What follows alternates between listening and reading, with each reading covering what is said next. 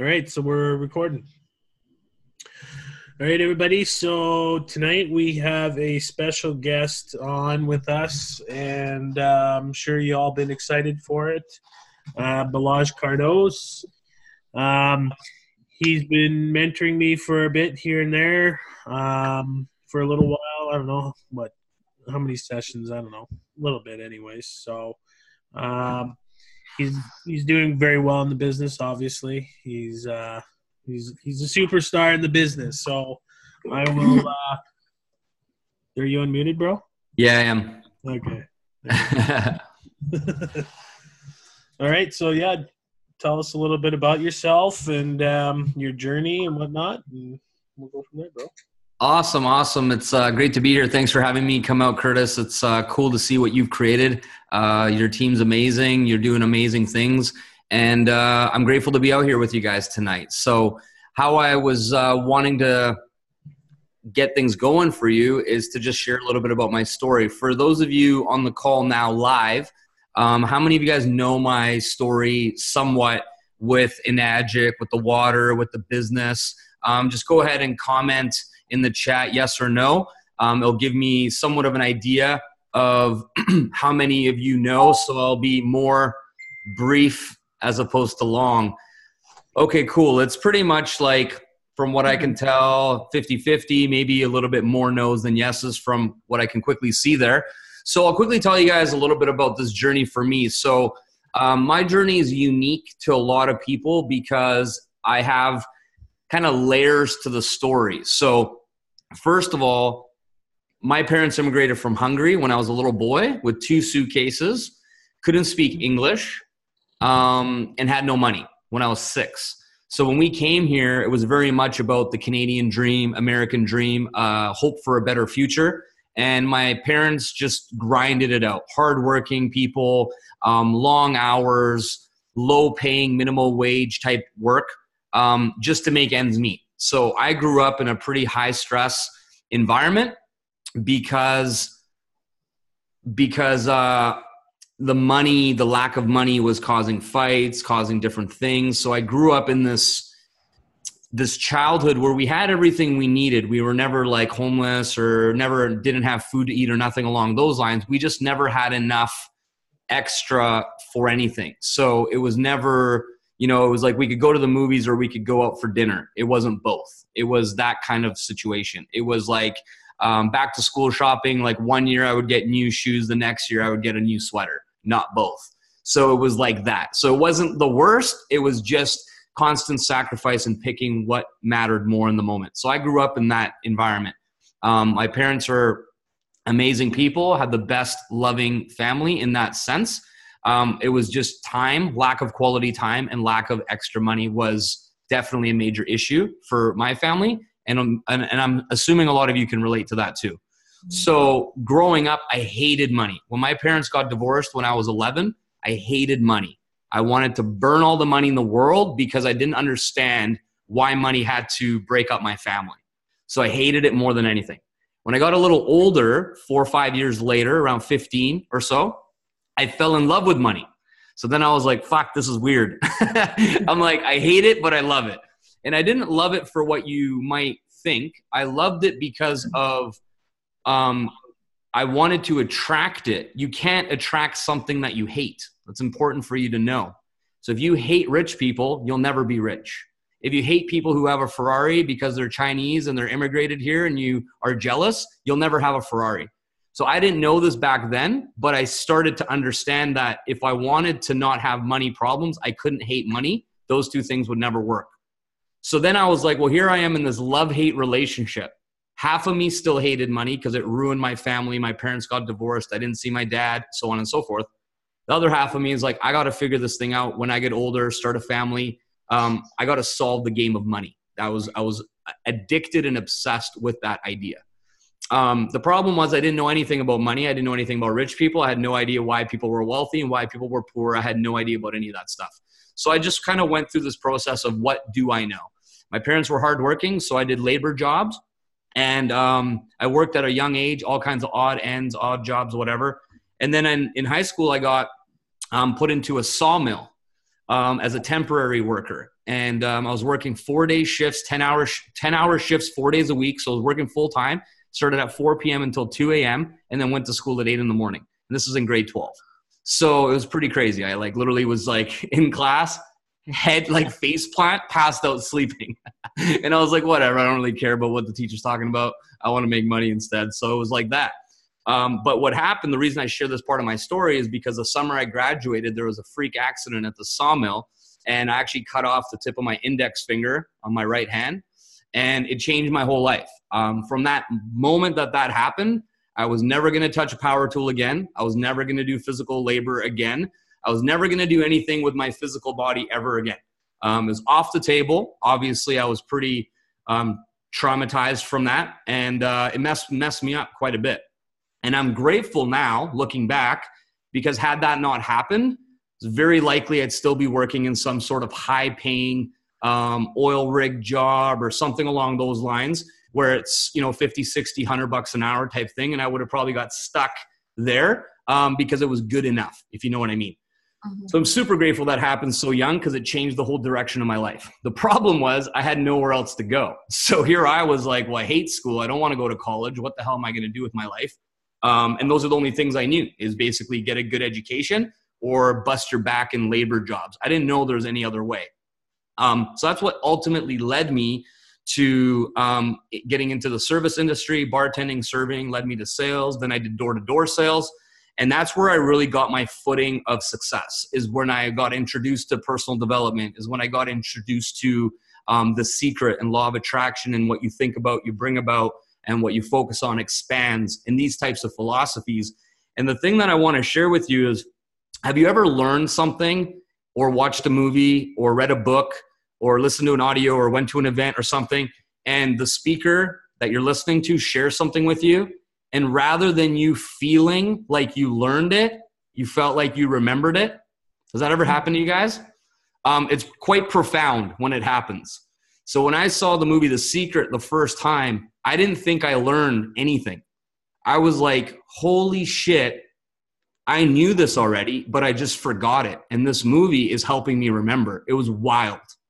And from that moment, I was like, there's something here that I need to explore. Like, I need to go down this rabbit hole. What is law of attraction? Why is this stuff making so much sense, even though no one's ever talked about it to me ever in my whole life? So it was something to do with the soul, higher power, God, universe, whatever you believe. There's definitely a spiritual connection to that message, to that philosophy, to that mindset. And I was like, wow, I need to know more. And they say that when the student is ready, the teachers will appear. So a lot of you that are in this community right now, you had struggles in your life.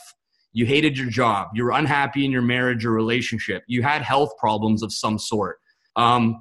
Whatever it was, you had no time with your family. You know, these kinds of problems are pretty much a common denominator between all of us. But here's the key. Until you were ready, you couldn't find the solution. You couldn't find the platform, the mentor, the opportunity, the product that's going to help you solve your problem. You had to be ready first. Does that make sense? You couldn't have been like, no, and then this magical opportunity gets presented to you. It's turning off the frequency to receive. It has to be a match. So right now, if you're struggling in your business, there's probably a lot of resistance that you're putting out there. You're resisting something.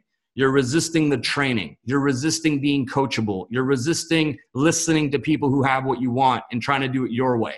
There's resistance happening. So that was me. I was resisting everything up until that point in my life. So all of a sudden I'm like, you know what? I've tried resisting and it's not so beneficial. I'm going to try to just flow. I'm just going to try to go with the flow, trust in the process, and believe that somehow good things will happen. They're just going to work themselves out. Even when I'm in the middle of like the worst shitty situation, I'm just going to not stress and worry. It doesn't really help. And I'm just going to have this other opposite belief that somehow, some way things are going to get better and work themselves out for me that I can't see. I need help. Higher power, God, universe is going to guide me. Now, my thing, I'm not here to talk about spirituality or politics or tell you my beliefs and convince you of anything. That's not why I'm here. But I will tell you how I have grown spiritually, which maybe some of you can relate to. So for me, I was in this hard place between I couldn't feel like it was all a higher power and I had no control. That to me didn't resonate, that vibration. I didn't agree. But at the same time, I also couldn't agree that it was 100% only me and there was no God, universe, higher power helping me at all. That also didn't make any sense. So I'm like, well, what is it? I was like, neither of these are vibing with me. So later I met a mentor who introduced me to this concept of co-creation. It's actually a joint effort. It's both. And that was the first time I'm like, I feel like this resonates with me. I feel like sometimes I have control and make these kinds of conscious decisions and choose my destiny and the direction of my life to a certain extent. But then I also know that some stuff is just too perfect, synchronicity, like there's something else going on here. So I believe in both. And when I adopted this belief, my life started to get better. And it ultimately led me to door-to-door sales where I created financial success for the first time in my life. And what was really crazy about this, and the reason why I share this story with you, is because everything came down to my mindset. If I was to compare my life before the age of 25 to my life since, it was night and day mirror reflection of my mindset. Literally, I was broke. Now I'm not. When I was broke, I believed certain things and looked at the world a certain way and had certain beliefs and a certain mindset. Simple as that. Now I have the opposite mindset and I have an opposite physical reality out here. So the thing to take away from this is that your inner world creates your outer world. You cannot blame anything in your outer world as the problem. Nothing, the outside reality of your life is a reflection of your inner world. Simple as that. So if you don't have enough money on the outside part of your world, that means you have messed up beliefs around being worthy or not worthy, around limiting beliefs around money or rich people or success, or you've been programmed and conditioned to think that those things are bad, but yet you want them, yet you don't want them. So you're like really incongruent. You're all over the map. So that's one thing, right?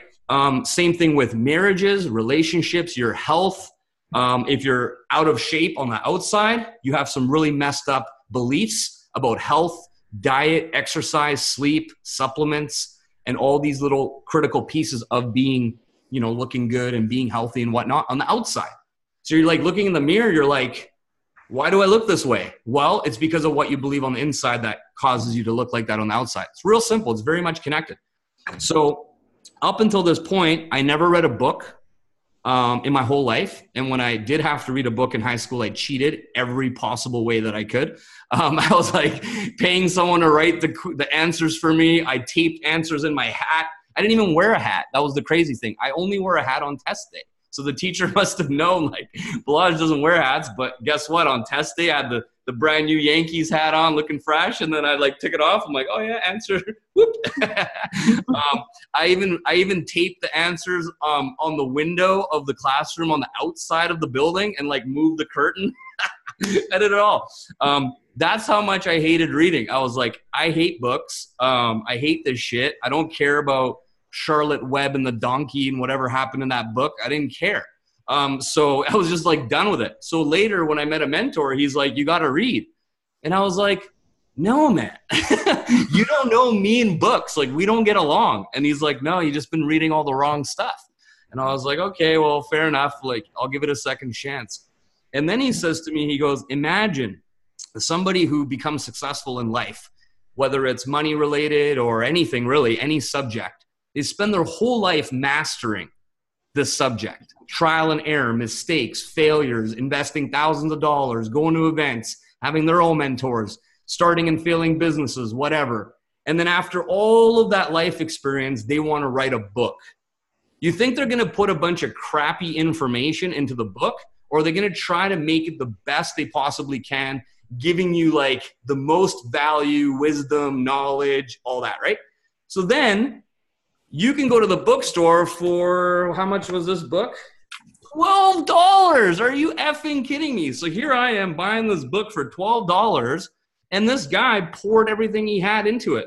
And now I'm reading about how to steal like an artist. Pretty badass kind of concept, right? I'm like, this is cool.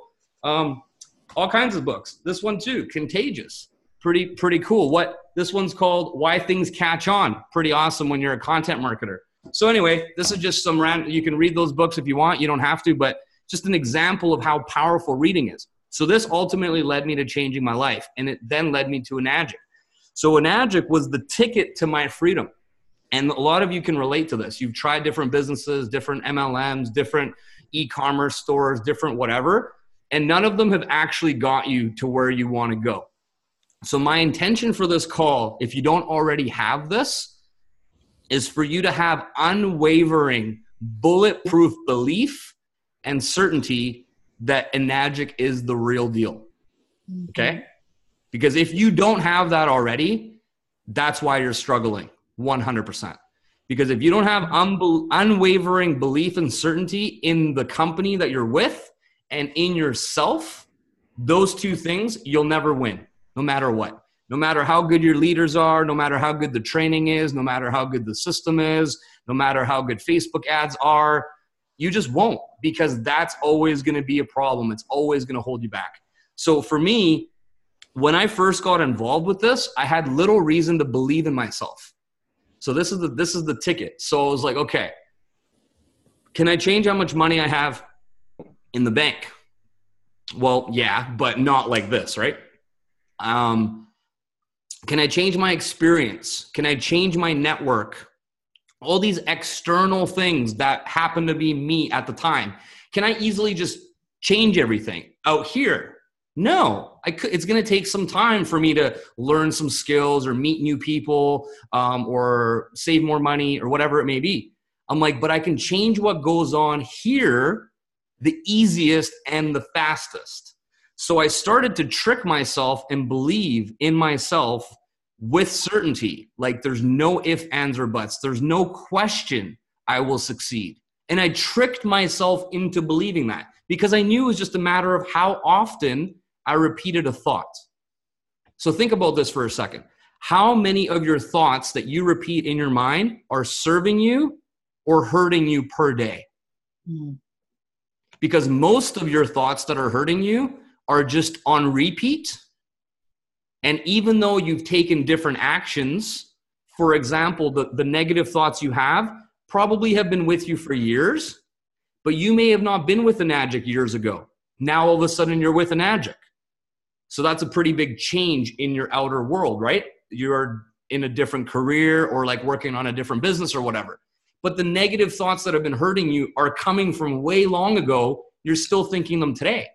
So the thing is how can you shift that and just believe the opposite?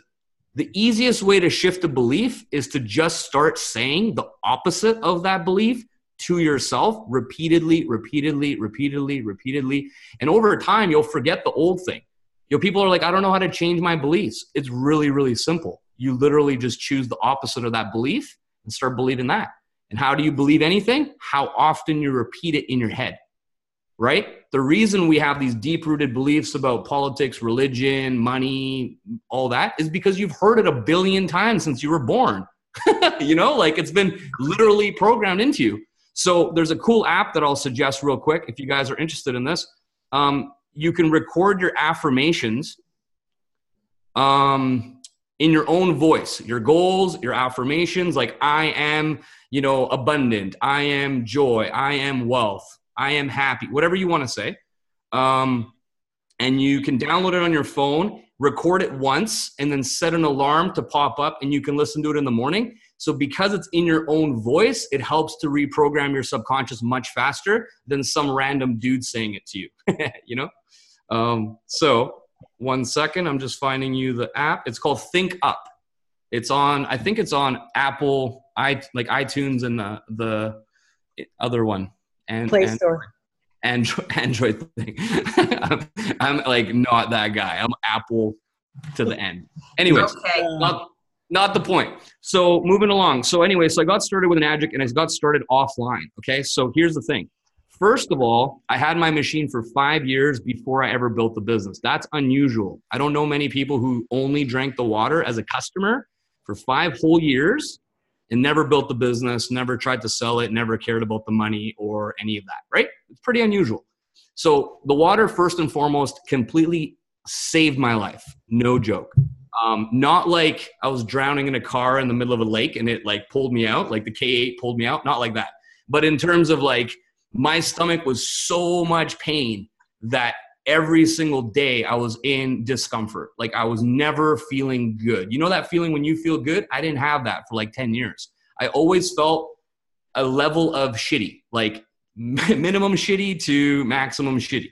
No pun intended there. But the point is my stomach was always a mess. And then my mom found the water and everything got better. Within 2 weeks, my stomach issues went away. I felt like I never had this problem all along, which was really wild. I had my gallbladder removed. I suffered for 10 years. It was really, really crazy. If it wasn't my own life, it would be hard for me to believe this story from somebody else. Cause I'm like, yeah, right, bro. And it's like, really did what happened? Within 2 weeks, the water fixed me up. Then my mom, that's all she needed from her point of view to fall in love with this company and this product. And she was like, everyone needs to know about this. But the problem was she sucks at sales. I love you, Mom. It's true. But like, she's not good at business and stuff. She's a lot better now, 10 years later. But back then it was like rough. Like she would give someone free water for a year from our house. And like literally like they'd come every 2 days. She'd give them free water for a year. And the problem was that these people could totally afford a machine. They could have totally got a machine. They were just using my mom and she couldn't say no. She couldn't ask for the order. So that's how it all began. And then we got into doing presentations 5 years later. So I started doing 2-on-1s, 3-way calls, all these different types of things. And the attitude that I had that I want you guys to understand and really look at, okay? When your goals are around how many people you want to help, not around your goal of what you want to achieve personally, your life and your business will change. Everybody always wants to hit 6A or 6A2 or 10,000 a month or 30,000 a month. Most of the time when I hear people's goals, this is the type of stuff that they say. And guess what? There's nothing wrong with those goals. The problem with those goals is they're incomplete. They're only half of the goals. Because in order for you to make 10,000 a month, you need to help at least 5 people make 2,000 a month. In order for you to get to 6A, you need to help 10 people get to 3A, or 2 people get to 5A, or 4 people get to 4A. Does that make sense? So by you having this goal for you and not also having a goal for how many people you're going to help, that's the problem. So when you focus on helping others, right? You've heard this before. You maybe have just not heard it in this way before where it actually clicks. And you're like, oh, I get it now, right? You've heard the quote where if you help enough other people get what they want, it'll eventually get you everything you want, right? The late Zig Ziglar, one of my favorite mentors and coaches, he taught that principle. It's so true. So if you want to make 100,000 a month, what do you think you need to do in terms of serving others and helping others achieve their goals to be financially rewarded with 100,000 a month? Do you get that? If you look at my business, I'll give you an example. My business right now today is $1 million a year plus just in bonuses, not including direct sales, not including 8 points, not including other stuff, just in bonuses alone. That's pretty crazy. But guess what? That's not even the impressive part. The impressive part is I have 150 people in my team that are making over 6 figures a year. And I have about 1,000 people in my team who've quit their jobs and have a full-time income working from home. So that's the number that actually produced my $1 million a year. You guys understand where I'm coming with this? So when I got started, I didn't have Facebook ads. I didn't have these types of calls and awesome leaders and mentors that want to help you guys. I didn't have a badass system. I didn't have a big network of friends that I could bring into my business. Nothing like that. All I had was I'm going to focus on helping others get a free machine. That was my first goal. You're going to buy a machine from me? Awesome. How can I help you get a free machine? And they're like, wait, what? Well, yeah, we're going to have to talk to some of your friends. We're going to have to do some live demos in your kitchen and at my house. And if we do enough, roughly 10 sales approximately, you're going to get a free machine.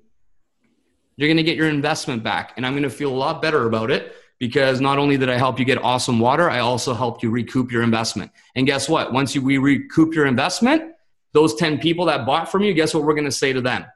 We're going to say, who else wants to get a free machine? And that's literally how I built my business. Person to person, who wants a free machine? They would say, I do. I would say, great. Get me 25 people in your living room by next Wednesday at 7. I'll be here. And out of those people, some will buy and you'll get a free machine. Deal? They're like, yeah, no problem. I'd come back next week. There'd be 7 people there, not 25. So they tried for 25. They got 7, right? Those are just playing the laws of numbers. Okay, cool. I presented to 7. Same thing to those 7. 4, 3, or 4 would buy. Hey, next week, you bring 25 to your house. And that's all I did. From calls to driving to meetings to demos to you name it, all day, all night, every single day. And that's how everything began. For me, it took me 7 months to quit my job. I actually took a 50% pay cut when I left my career because I couldn't do it anymore emotionally. I wasn't into it. I was making 20 grand plus in my door-to-door at the time. And I started making about 8 to 10 grand in a Nagic part-time. And I was like, I got to get the fuck out of here. And I quit. I just couldn't do it anymore. And then I was like, oh shit, I just lost 50% of what I'm kind of used to making, or more, I guess, 20 grand less. And I hustled my ass to 682 in 15 months to start making those 682 monthly bonuses and quarterly bonuses and work my way back up to like 30K a month. That was all offline. Okay. So for a lot of you guys right now, I know you went through this big transition. You used to have one system recently. You moved over to GAZ. You're sitting here and you're whining and you're bitching and, oh, this is hard and I don't like this and it's not working. Oh my God. Do you guys know how spoiled you are? Do you guys know what you have? If you guys want to know, I'll take this shit from you. Okay. I will take your GAZ away and you go knock doors. Seriously. You go knock doors. You go do live demos. You go share the water out of the trunk of your car through the snow in the middle of winter and do that. And then let's see how long it takes for you to come back and be like, hey, I'm really sorry. This GAZ thing's actually pretty dope. I want to keep building this thing, right? So it's always compared to what? One of my favorite things my mentor told me is when you're bitching and complaining and whining and things are difficult, fair enough. I'm not going to say it's not hard. It is hard. Often it's very hard. I get it. But compared to what? And one of the stories you shared with me, I'll share this with you real quick because it's going to put things in perspective for you, is this guy. He was a philanthropist, a very successful businessman. And there's all these people down in, I think it was New York. And they were in like the slum area of New York. So like homeless people, drug addicts, you know, like kind of like hit rock bottom in America type people. And he rounded them all up and put them on a plane. Okay. And he put them on a plane, covered their flight and flew them out to Africa. Okay. Flew them out to Africa and took them into a little village where people hadn't eaten in days, where kids were dying like it was nothing constantly. There was no electricity, no pavement, no like food bank, no shelter they could sleep at, no nothing. You know, there's no healthcare, no hospitals. They couldn't like shoot up and then pass out and then still be taken care of in something like that as an emergency. Nothing, zero. And then he was like, yeah, compared to what? Your life is hard? Compared to what? You're technically wealthy compared to these Africans, and you're considered to be rock bottom in the US. And a lot of them came back, got their shit together, got clean, got shaved, makeovers, job applications, and turned their life around because they stopped being the victim because they had nothing to compare it to. They went to Africa and were like, oh my God, what the hell is my problem? You know, and it snapped them out of it. One of the most powerful stories ever. And that's really what a lot of you guys need to do if you're going through that kind of like tough patch. Because there's peaks and valleys in business, right? There's ups and downs, there's good times, there's bad times. Things are going really well, sometimes they're not. You just need to kind of bring yourself back to reality and be like, how bad is it? Is it really that bad? It's not. You know, for one, your search to find this opportunity is over. That's the hardest part. Some people search a lifetime to ever find a business like this one. They just never do. It's unfortunate, but they don't. We have the truth. And the thing that makes me say that is in 10 years since I've been with Enagic, the top leaders, the top leaders, 682-3 and above, like maybe 1% of them have left in 10 years, 1%. And those 1% are the greedy dumbasses because they just went and got offered a contract for some new startup MLM and like, you know, sold their soul and disowned their team and turned their back on everybody and that kind of nasty stuff that I don't agree with. That's it. Everyone else who's the higher tier people, they're here, planted their flag for a long time. Now, if you know anything about this industry, how many people stick with one company for 10 plus years? It's very rare, very rare. The turnover is every 1 to 3 years. They're moving teams into another business, trying to make a quick buck. You know, then everybody gives up and quits. Then they're like, oh, but you're going to win over here. And then it's like they're recycling people trying to make money off of their network. It's really, really sad, right? So what I want to say to you guys is this. My story has been wild, and your story, I'm sure, is wild in its own way too. But everything starts, the good and the bad, with you. It really does. It starts with you. You're the X factor. If somebody's making $1 million a year in this business and you're not, that's because of you. Simple as that. Because I have the same product. I have the same system. I have the same comp plan. I started at 1A just like you. It's all literally the exact same thing. You have access to the same books as me. You have access to the same Facebook ads manager as I do. You have all the same tools. I'm pretty sure all of us on this call have one version or another of a smartphone. We all have a laptop, I assume, one kind or another. We all have internet. We all have Wi-Fi. So for the most part, it's all the same. The only real difference between the two is the amount of time, energy, and effort that we each put in, right? And the amount of time overall that you're in the business. I'm 5.5 years. Most of you guys are under maybe 3, 2 years, 1 year, and lots of you are new. So that's it. So stick with it long enough to pay your dues. Stick with it long enough to figure out what's going on internally. Because here's the thing about mindset.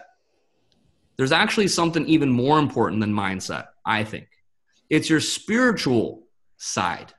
And I'm not talking about religion necessarily. I'm just talking about for one, numerology. I don't know if you guys know much about that or have looked into that. That is a major game changer for me. You can believe in it or not. I'm not telling you that you have to. But for me, numerology changed the game. There's a guy named Bobby inside the community. If you guys, should I talk about this? Do you want me to talk about this, Curtis, or no? Yes. You guys interested in this? Okay. Yes. So the reason why I say this is, once again, I believe that there are these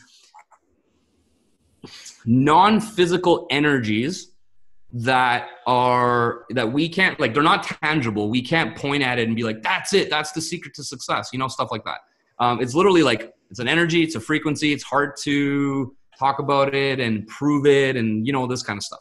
So for me, I've always just been open-minded. I haven't been like, no, I don't believe in that, because I'm ignorant to it. I don't understand it. How can I say no to something I don't understand? However, I've also been kind of like shoulder shrug, like, I don't know. Like, it could be good, could be not good. I'm going to have to see for myself. So numerology was very much like this. It sounded like woo-woo magic from the circus or some shit. Like, you know, I was like, sounds weird. I don't know if I believe in it, but I'm open to exploring it. And the woman who introduced me to it, they told me that what it is, the simplest explanation for it without getting super deep into the rabbit hole, is that when you're born,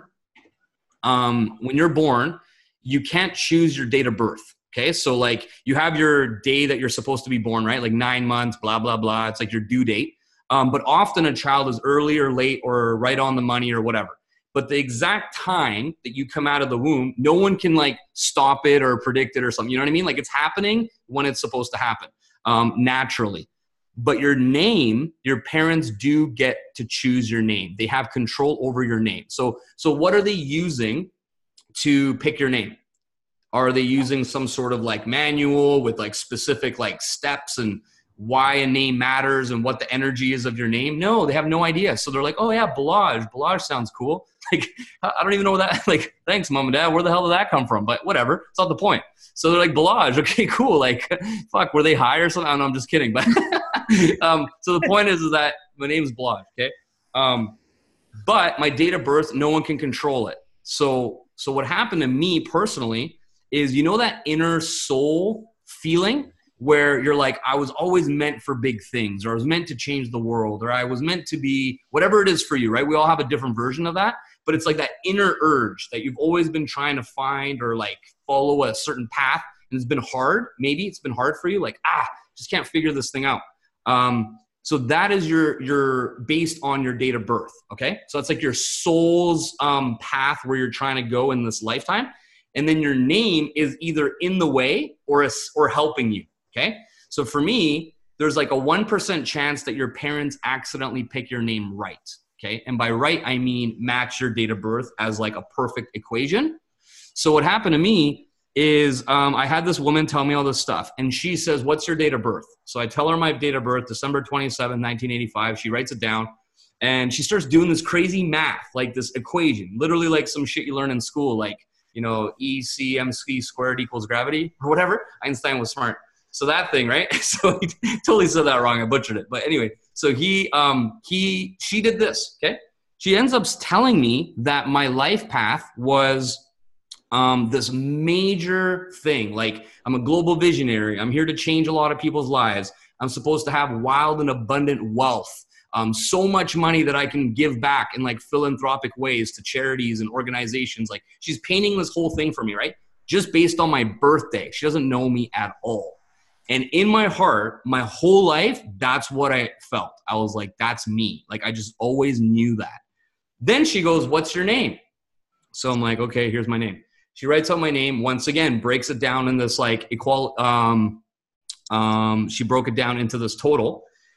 And she's like, oh, your name is limiting you. It's almost like putting a cap on your potential and making your life a constant struggle. You're always close to winning, but you never quite win. You're always like second place. You almost get the hot chick, but then someone else gets the hot chick. You almost got the job that you interviewed for, but you came down to the last two, and then they're like, sorry, bud, that guy got it. And I was listening to her, and I'm like, how the fuck do you know my whole life? I was like, this isn't cool. And she's like, it's right here in your name. I was like, wow. So she's like, so we can unlock your name to match your date of birth. And I was like, wow, this is cool. So she says to me, you know, I got to put an initial in my name. If I add an initial, the number of my name will match the number of my date of birth, and I'll get out of my own way. And I was like, as if. That's freaking crazy. So then she goes, oh yeah? I'll give you a couple examples. When rich people, billionaires, kings and queens, royalty, very high level kind of people, we would call the elite, us common folk, you know? They all don't give their names to their babies when they're born. Have you ever noticed that? So the baby's like in the hospital, they're on the news, right? Oh, Prince Harry, whatever, Harry Nuts got a new child, whatever, right? So it's like this, like, it's all good. They don't have a name. So then a month later, they released the name. Why? Because they had to do this whole process around making sure that the name doesn't get in the way of like the date of birth that has this like potential destiny, right? So anyways, without getting further into it, that's how I got introduced to this, and it was like 4 years ago. Now, what was wild about it is that, remember how she told me that I always would get close? And that was her example, is like, I drive into the parking lot, and it was like a busy weekend, driving to the parking lot, and someone like front row to like the entrance of the mall would reverse out. And I would see it happen. I'm like, woohoo, like my lucky day, you know? And I'm going up, and as I'm about to park, another car comes in and goes right in front of me. That was my life before. I'm not even exaggerating. Or I'd go into a store to get a shirt or a pair of shoes, and I'd be like, oh man, these are super sweet. You know, I've been looking for these black sneakers for a while, and I finally found the ones I like. Cool. I'm all excited. I go to the checkout. Oh, do you have my size? Whatever. She's like, oh no, that dude literally that just left bought the last pair in that size. Are you freaking kidding me? Like, this would happen all the time. And I was like, oh, man, someone's playing a fast one on me. Like, this just can't be real. You know, I was like, where's that dude? What's his name? The guy who's like punked and he jumps out and makes fun of me. I was like waiting for years for that guy to come. He just didn't come. So finally, she tells me, put this W in my name. And I'm like, this is weird. This is like hocus pocus or something like that. But I don't have to do anything except go on my Facebook, put a W in my name, put a W at the bottom of my emails, like super simple stuff. Doesn't cost me any money. It took me 5 minutes to do it. Not a big deal. She's like, just try it out. See how it feels. See if you notice anything. I was like, whatever.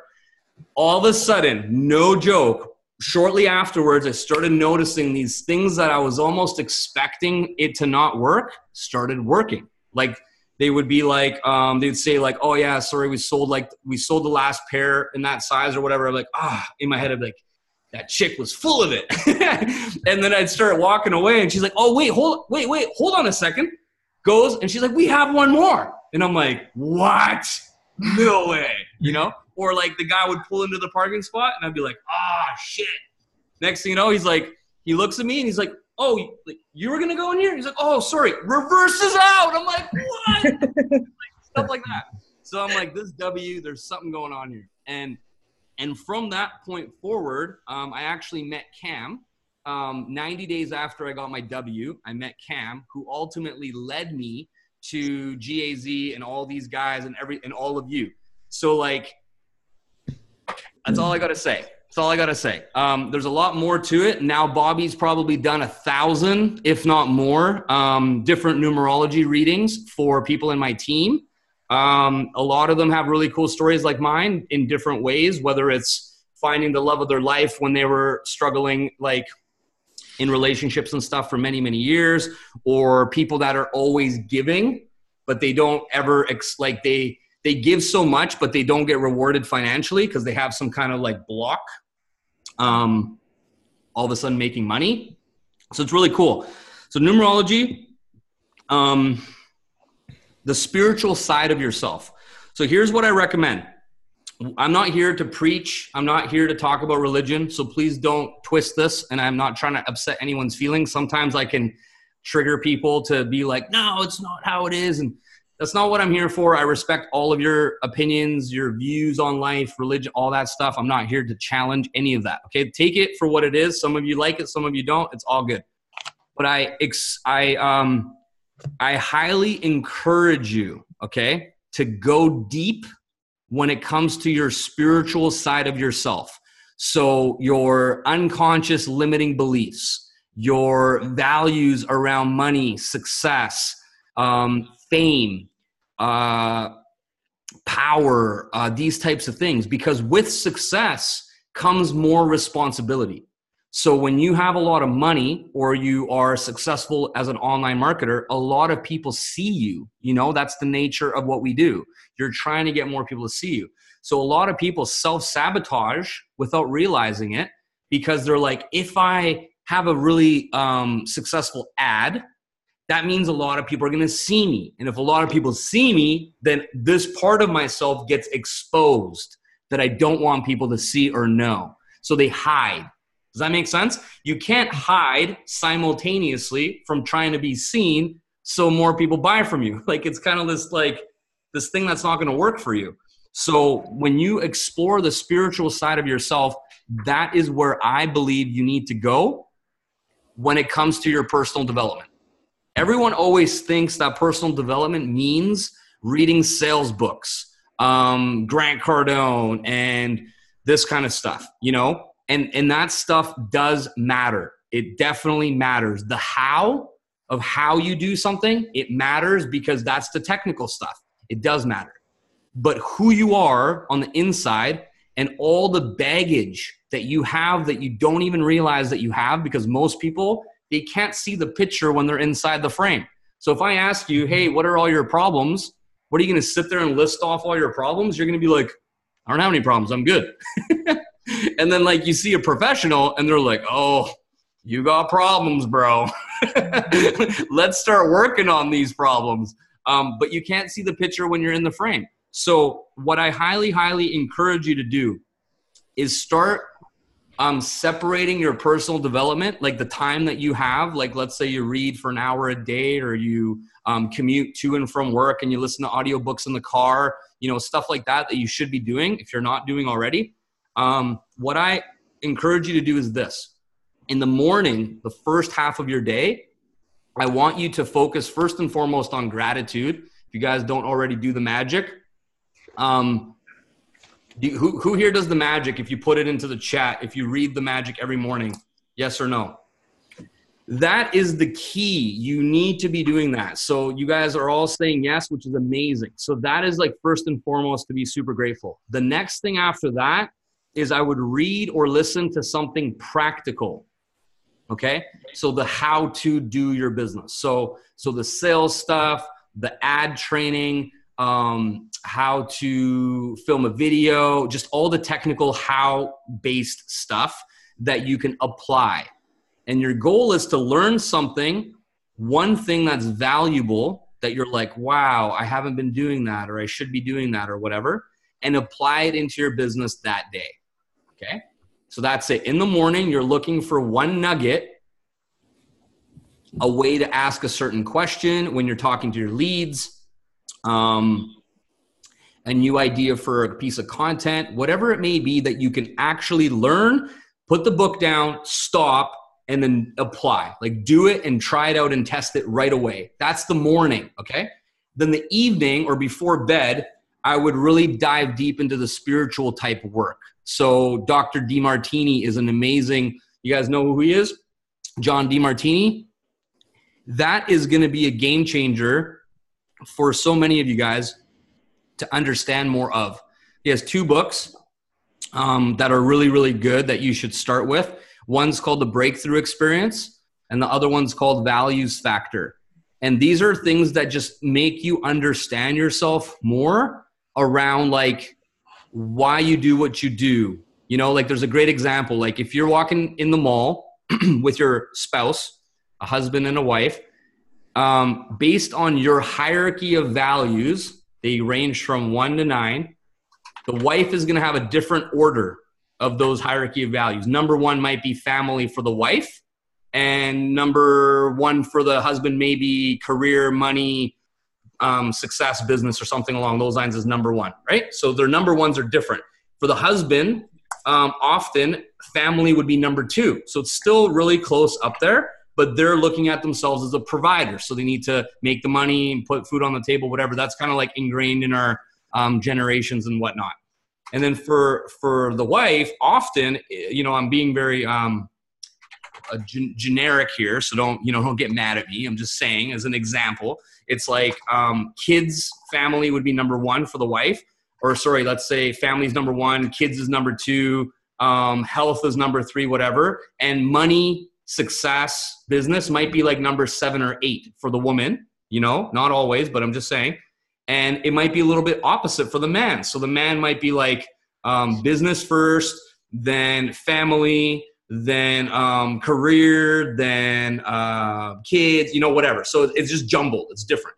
So you're walking through the mall holding hands as a spouse, as a couple, and the husband's, his perception based on his values is he's looking at the marketing and advertising on all these different stores. He's looking at how this thing's a 2-for-1 sale and it's 30% off, and how you can, save some money there, and how like, oh, this business here is busy because they have the nice bright lights and the music playing in that retail store, and that business over there is empty. They're going to go out of business for sure. Like that's the thought process of the man walking through the mall, holding hands with his wife. The wife's looking at the exact same store with the exact same sign that says 2-for-1, 30% off on whatever. And she's thinking to herself, oh, that would be awesome for the kids. I could, save a little bit of money there and put that back into like getting them some nicer clothes.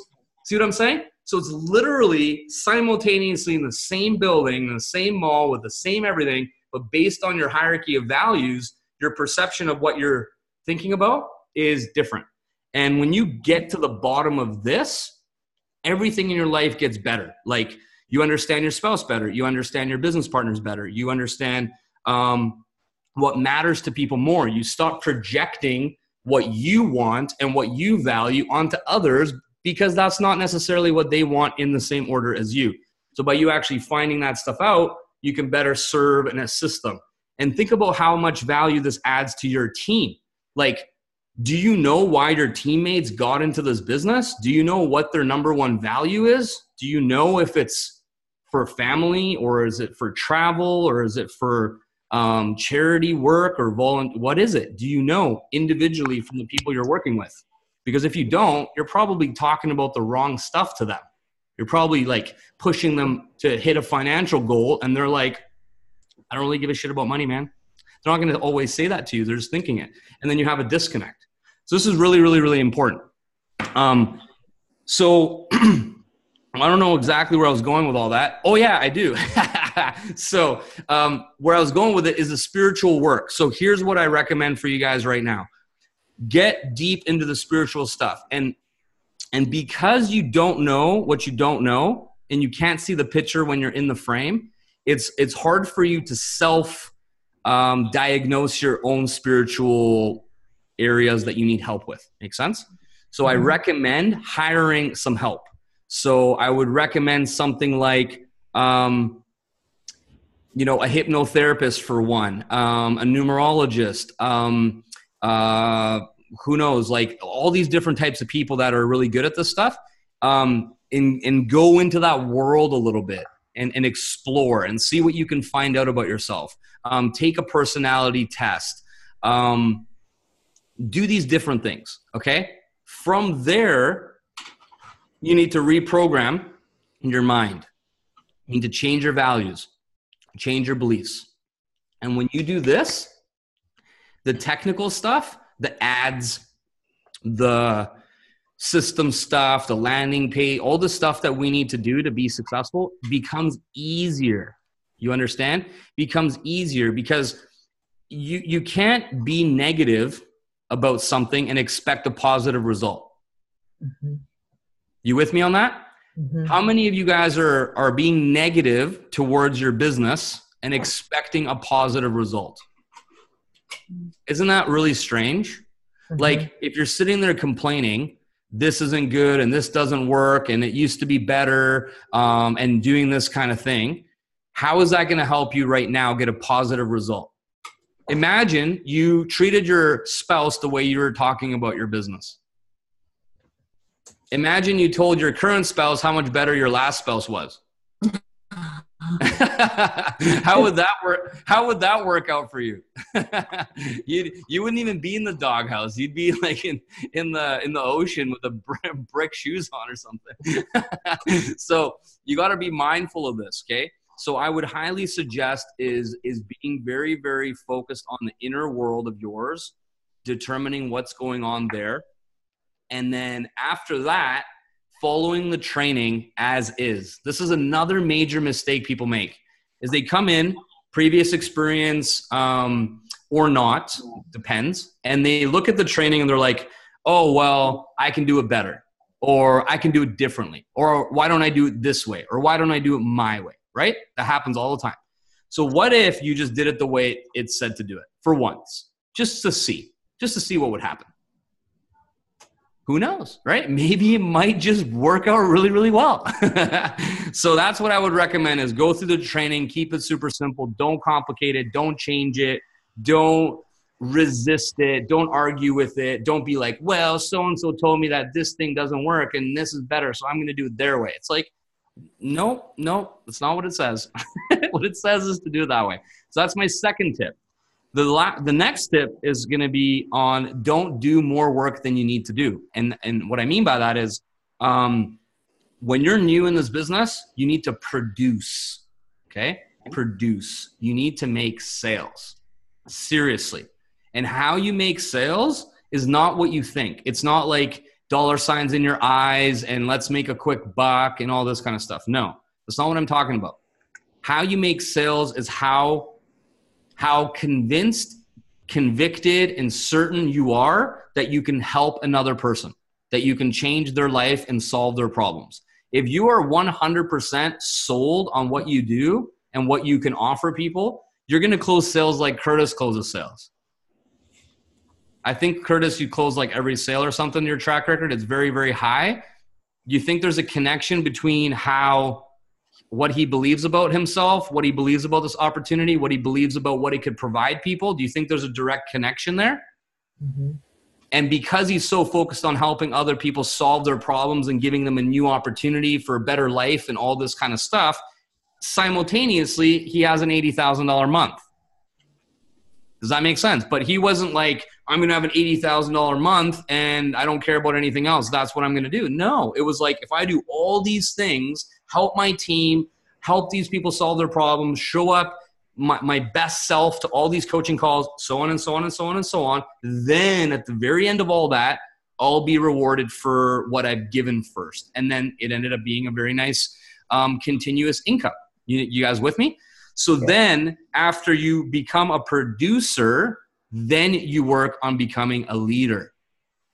So you see how this is all in steps? This is not like you need to learn it all. If your inner world is a mess, none of the training external stuff is going to do anything for you. You need to double down on figuring out why you are where you are if you're unhappy. If you're unhappy financially, why? If you're unhappy with your physical body, why? If your relationship is just weird and there's no intimacy and it's just kind of like your roommates or something weird like that, why? You gotta explore, ask questions, go within before you were ever going to get out here. Then you go into success mode. Then you go into training. Then you go into like practical stuff like sales, marketing, persuasion, how to get better, all this kind of stuff. That's the next step. Then you go into producing. And how do you produce?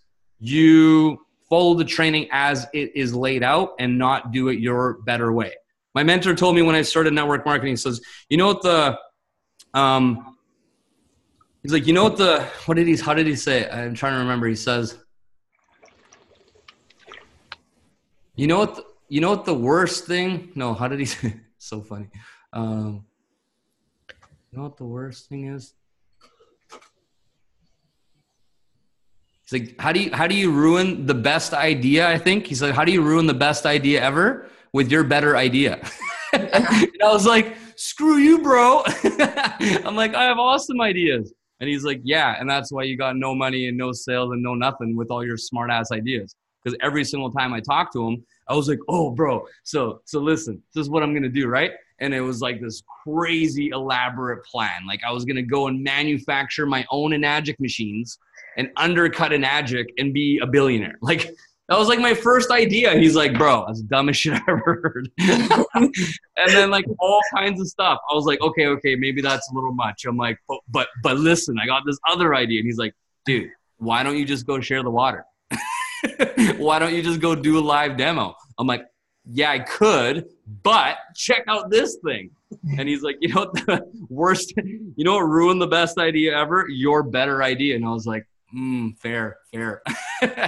And then I just started doing the simple things. And guess what? Wow. If I just didn't get in my own way, it worked. And it was so magical. I'm like, there's no way it can be this easy. Literally, that's what I kept telling people. I'm like, there's just no way. It can't be this simple. There has to be a way for me to complicate this. There has to be. And there is so many ways to complicate it. That's the whole problem, is do it as is and just be patient and be willing to test, be willing to try, manage your own expectations. Like often people come into this and they're like, oh, if I don't make 10 grand a month in my third month, like, fuck this shit, it's a scam. What? Where the hell did you come up with that idea? Like, that's not how real life works. So what I tell everybody is, listen, put in 3, 5, 10 years, and no matter how it goes, how rough it is, how many times your Facebook ad account gets shut down, how many times crazy stuff happens, like you got to move platforms and systems, which is hopefully not going to happen again, but you never know.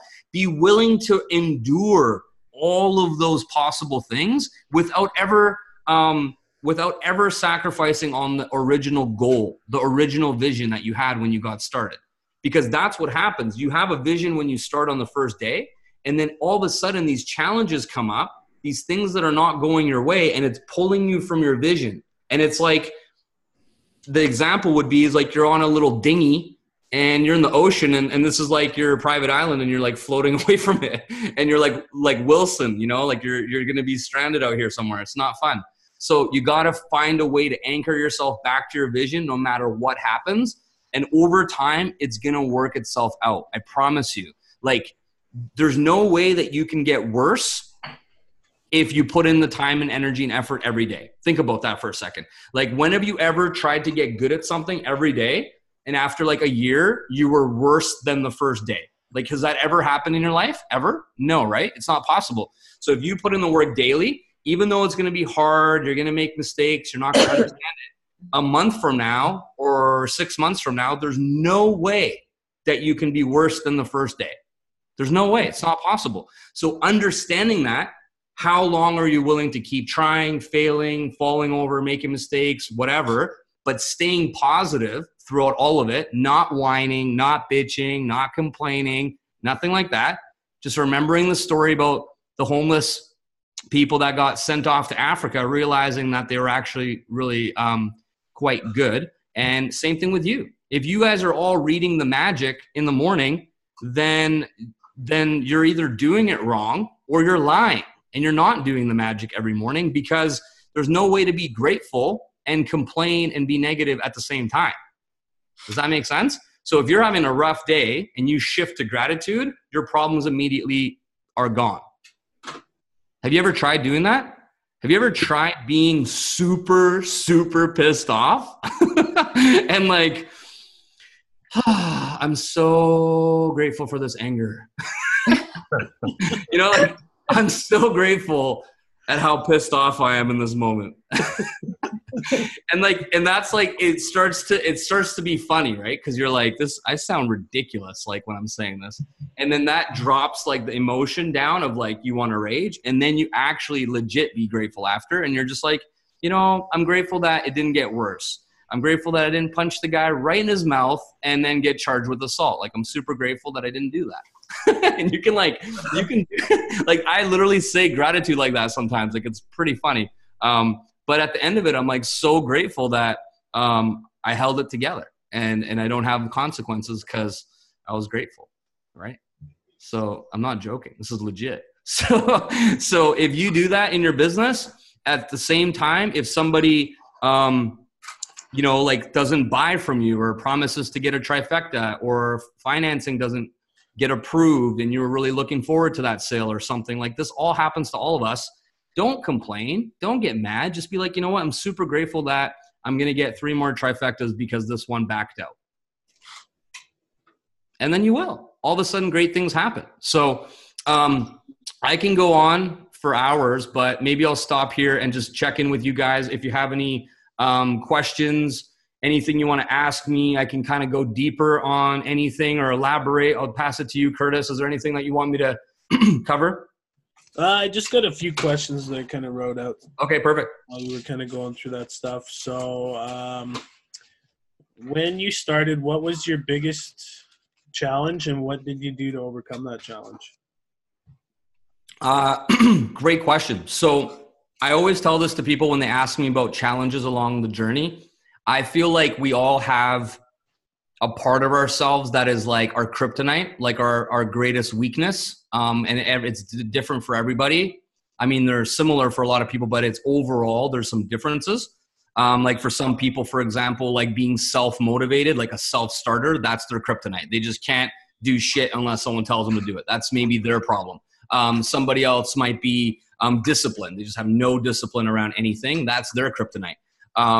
Some people, if someone says something negative to you on your ads, like makes fun of you or insults you or something, that's your kryptonite. Like, you go cry about it in the corner for a while because it hurt your feelings. Not right or wrong. It's just everybody has their different thing that can really affect them. For me personally, it was losing friends. It was losing relationships. It was like the emotional betrayal and hurt around that specific topic was my kryptonite. Anyone I didn't know could talk shit about me. I could lose money. I could make mistakes. I was disciplined. I could hustle and work my face off, no problem. All these things. I could speak in front of the public or do trainings or whatever. Like all that stuff was so easy compared to not having support from certain people, or having people talk behind my back, or losing friends because they didn't believe in what I was doing or thought it was whatever. You guys know the drill when it comes to all that stuff and how that happens for a lot of us. So that I would say would be my biggest challenge to date. And I've gone through a lot of stuff. A lot of things were hard in its own separate sort of way. But yeah, that's definitely my weakness is my heart. Don't have a crazy guard up. I like to see the best in people. I like to trust people. I like to be generous with people and give to people and all this kind of stuff. It's just who I am. So when that wasn't reciprocated, that's what took me out. So how I dealt with it is how I overcame it is I stopped taking it personally. I started to understand that the things that people were doing and saying about me was a reflection of themselves. I started to understand it was a different meaning. Before I took it very personally. I wanted everybody to like me. I wanted to be on everybody's good side. You know, I didn't want to hear like trash talk about me in any way. Like I wasn't like strong enough for that stuff.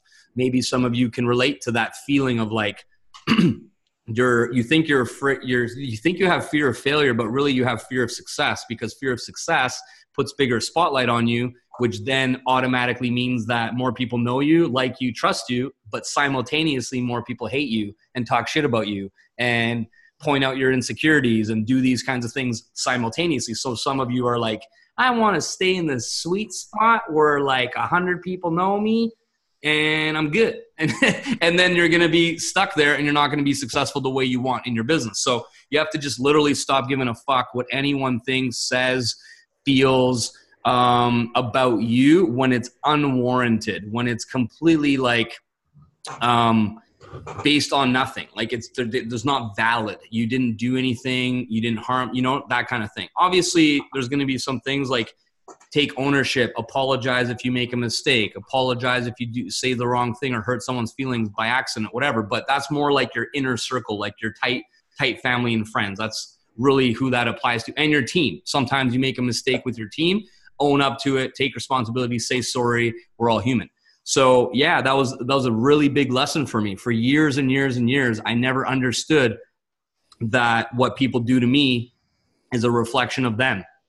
And rather than looking in the mirror and fixing their stuff, they would project it onto me and call me all sorts of names or take advantage of me, use me, take my money, whatever, these kinds of things. And I was just like, man, I don't understand this. Like, why does the world have to be like this? Why can't the world be loving? Why can't the world be compassionate? Why can't people love each other more? Like, I was literally like, fuck the world. What is wrong with people? That's the place I got to. It was really like a negative place. And then, like I said, I detached. And detachment is very powerful, letting things go. Before this business, I thought that everyone in my life would always be in my life. I never understood that sometimes people just got to go. I never understood that. Because in my mind, I'm like, why? The only time someone goes is if they die, technically. That's how I looked at it. So I'm like, if I've known you since high school, then why would I all of a sudden not know you anymore? That's weird. Like, I still know you. It's just weird. And then all of a sudden I'm like, you know what? Sometimes you just got to let some people go, and that's okay. And it's part of life. And do your best on your side of it and not let the other stuff get to you. So that's me. For a lot of you guys, it may not even be anywhere near that stuff. You're like easily able to detach and you're just kind of cool with it. You make peace with it. That's awesome. Good for you. And some of you guys might have another type of kryptonite, like another thing that really gets you down and affects your business a lot. So that personality quiz I mentioned earlier, if you guys want to do this, it's really cool. It's $10. The website is called understandmyself.com, and it will actually go pretty deep on some of the stuff about yourself that you may not even realize. And what's cool about this quiz, it's basically a quiz. It's not like the DISC. You probably heard of the DISC profile for personalities. It's not that. It's different. What this is, it's 100 phrases, and they're they're like multiple choice kind of thing. Very simple. It takes you like 15, 20 minutes to do. And they're phrases that you're either saying you strongly disagree, neutral, don't care, agree, or strongly agree. You're picking one of those 5 options and you're doing 100 of them. And based on these answers, it's going to determine your personality in 5 separate categories and then 2 subcategories for each. And what you'll notice there is why certain things in your life and your business are such a pain in your butt. Like I could pay you like $1 million to do something that is not one of your strengths in your personality. And you just literally be like, I don't care. Like, I don't want the $1 million. I would rather poke this pen through my eye than do that. and the problem is that our business actually consists of all these different personality types. So like the specific actions inside your business, from personal development to ads, to doing video, to networking, to going to events, to speaking on the trainings and what, all these different things that consists of like all of the things we do, they're actually designed for different strengths of personality types. So that's why some of you are like, hell no, I'm never doing da da da da. And then you guys are like, but I love doing da da da da, right? And then the other person's like vice versa. It's literally in this cool little quiz, understandmyself.com. So you'll play around with it, check it out, see if it helps you. Yeah, and I talked about this on my Zoom last night as well in the GPM group. If you guys are in there, watch the Monday night calls. I talk about like this kind of stuff every week at 6 o'clock Pacific time. You're happy to be in there. I don't know if everybody's in there or not. Talk to Kardos. He's in there. He can add you in there, or everybody else who's in there can add you in there. So that's the answer to that question. Do you have another one? Anybody else got a question, or I can ask another one? Yeah, Paulina has one. She thanks you for sharing everything. And she wants to know, do you talk to your leads about the compensation plan? It depends. It depends on how you want to position yourself. So it's hard to answer this question, because where I'm at in the business and where my brand is at is not where most of you are at. So it's kind of an unfair answer. Trying to think of the best way to say this so it applies to each person in their own way. So with the GAZ system, okay, the way it's now designed, I'm assuming you guys are all using it in that fashion, okay? I would personally, in the beginning of your business, when you're still new, under 6A, under 6A2 in those ranks, I would stick to your guns about the 90% automated system and not get into anything that is in the coaching process at all. That's what I recommend. Now, there's a reason for that. The reason for it is this. It's actually like kind of a bit of a double-edged sword. If you want to get into the stuff that is talked about in the coaching process with your leads before, that means that you're not 100% bulletproof certain and believe in the system and what it's designed to do. You don't trust it, you don't believe it, and you think that you can do a better job, which is why you're going to start talking about it here. Make sense? Mm-hmm. That's a bad thing, because then what's happening is you're going to have a much harder time selling your leads on getting involved, because they sense the energy that you're not 100% all in sold on what we are doing and how the system is designed to work. Make sense? So that's a bad no-no. Second thing is, if you sell them on an automated platform or mostly automated platform, and then you do a lot of legwork, as in get into the comp plan and talk about the products and whatever else you might mention, all of a sudden they're always asking themselves, everybody, all the leads, everybody's always constantly asking themselves, can I do this? Can I do this? You're the example. Does that make sense? So everything you say, everything you do, how you ask questions, how you respond, whatever it is that you're doing in your sales process to get them involved, they're constantly asking themselves, can I do this? Do I want to have these crazy detailed comp plan questions? Do I want to talk about magic water, pH, save the world stuff? Right? And they're going to be like, no, I don't like this. But if you keep it simple and you go, hey, listen, I have people hitting me up every single day wanting to get started with this. I don't have time to explain. That's why we have a 90% automated system. So if that's not for you and that's not what you're looking for, then this isn't for you. See you later. And what you're doing is you have strong positioning. You got to understand something. Your positioning is more important than all these other things. Because when you're an offline networker, what do? You're hunting. One way or another, you're hunting, right? You're looking at your Facebook friends list, who's on Messenger. You're like, oh, you're online, baby. What's up? What's new? Hey, have you heard of this thing? You want this water thing, right? And people are like, block.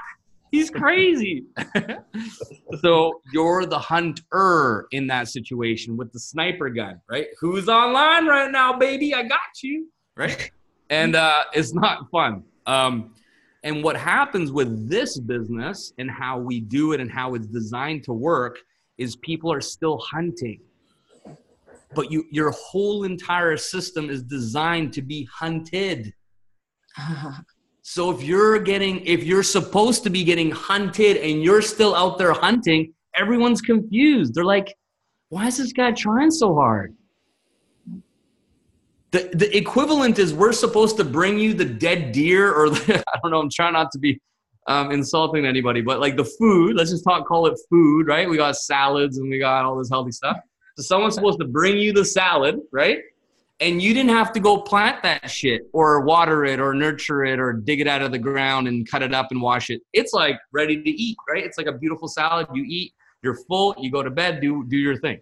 But what's happening is for you guys that are talking to your leads too much and complicating things, someone's coming to bring you the salad and you're not there. They're like, you're not at the table. Everyone's like, where did this guy go? And you're out there freaking digging carrots and cabbage and doing all this work and you got all these salads on the table. So positioning is so important. If you have an ad that asks them to comment or message you or reach out to you or whatever it is that you're doing as a call to action to get the people to come to you, and then you're replying to them in a way that completely takes your positioning out at the knees, you will lose them immediately. You've lost your authority. You don't look like you're successful. You look like you're desperate. All kinds of problems happen on a subconscious level. They don't even understand why they feel like that. They just know that this is not what they thought and they should not buy from you. It's bad. It's really bad. So when you put your foot down, let's say, can you roughly guess how many leads you get per day consistently, like an average? All of you should know, right? 2, 3, 5, 10, 20, 30. You guys should all know if you're running ads that you're getting a certain amount of leads per day. Now, let's say that you only sold one a day into gas as an average daily, every single day, one a day. Okay, let's just say hypothetically that you did 30 roughly a month. Do you get more than 30 leads a month right now? Most of you. Mm-hmm. Most of you, like, I sure hope everyone's saying yes, because 30 is a very small number. I can get 30 right now at Subway up the street. So like, we got to get more than 30 a month. So anyways, if you haven't got there, that's cool. I'm just going to assume you're brand new and you're going to get 30 soon. So let's just go with 30 a month, more than 30 leads a month. So you will probably get 5 to 10 times more leads than you are going to get sales, right? If not more than that. So the idea is this: if you know you're getting 5 leads a day or 10 leads a day as an average, you're only looking for 1 sale a day. That's the equivalent of you having $1 billion company and you sitting behind your executive chair and 10 interviews come in and sit in front of you and present themselves of why you should hire them into your company. And what are you going to do? You're going to be like, okay, thank you. Thanks for the information. Here's your resume. I'll call you back and see who we're going to choose for the position. Does that make sense? The mentality of like interviewing, how that's so different than how a lot of people are showing up in their business. So now you get to pick the very best, like the cream of the crop. Now, is your behavior matching what I'm talking about when you're sitting there going, oh yeah, let me tell you about the comp plan, and let me sit here on my phone and talk to you for like an hour back and forth and drop everything to talk with you? Is that giving that impression to them? Or is it giving the impression that you haven't had a lead in 6 months and you've had crickets and this is the first one that came through? What's the impression you're giving your people? Your leads, I should say. You guys with me on this? Yeah. Now the problem here is this goes so much against your natural, like what you think is the right way. That's the hard part about this, because you're like, how do I kind of take a step back? How is that going to grow my business? That's going to not grow my business. Like, that's probably what a lot of you guys are feeling right now. Like, this is weird. I don't understand. I don't want to do this. I don't know, like that's usually what comes up for people. But it's the 2 steps back and 10 steps forward that ends up happening. Okay, so when you get a lead, what should we be saying to them? Like, when I get a lead or someone that asks for more information, I say thank you. Well, I'm glad you're interested in learning more, and I tell a little tidbit of what we do, and then I say, well, here, this workshop will explain everything in great detail. Check it out and let me know what you think, kind of thing. Should it be even shorter?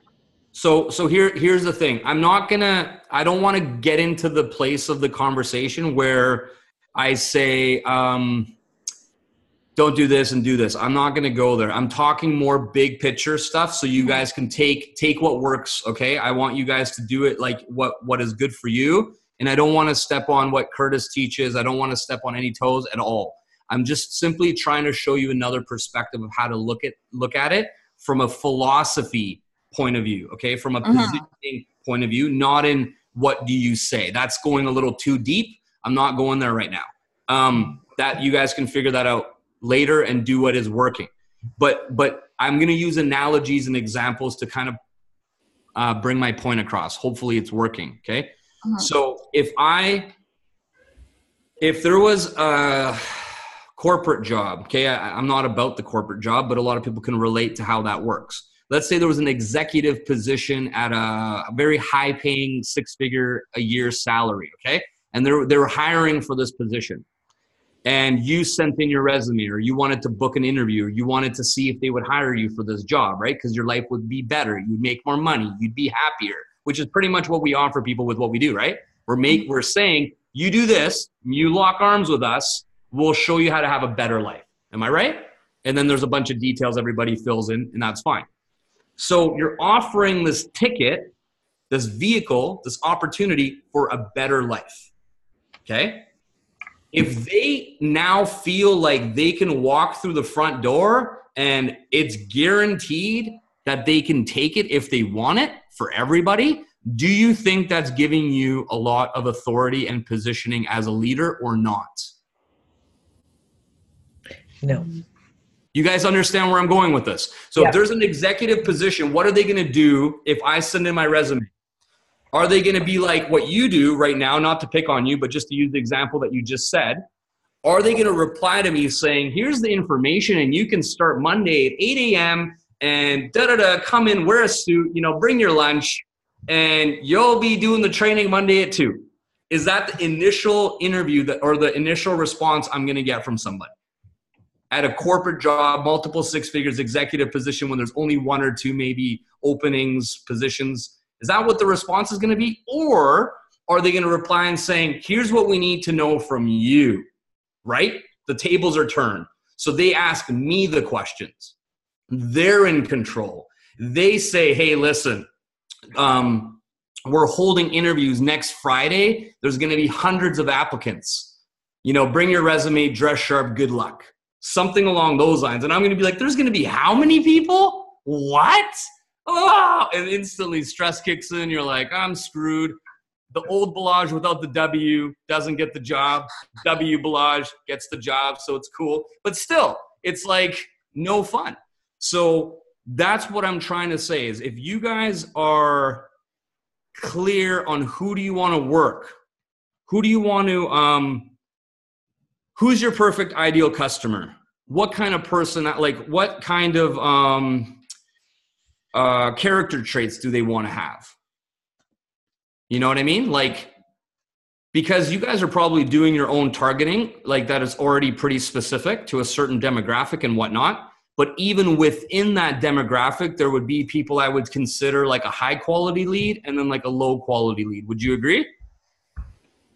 So what would be the difference between the high quality lead and the low quality lead in your eyes for the demographic you're targeting? What's the difference? If you were to take a piece of paper and go, if somebody had these qualities, character traits, certain income level, a certain amount of money they're willing to invest in their business, experience, mindset, whatever, just literally like anything goes, write it down. And then on this side, you'd be like, this is a poor quality person, not judging them personally, just straight business. This is just a business decision. Okay, if you have this, that's a bad, poor quality lead. I don't want to work with them. It's going to stress me out, make my life difficult. You with me? Yeah. So then once you're clear, this is good, this is no, don't want this shit in my life. Okay?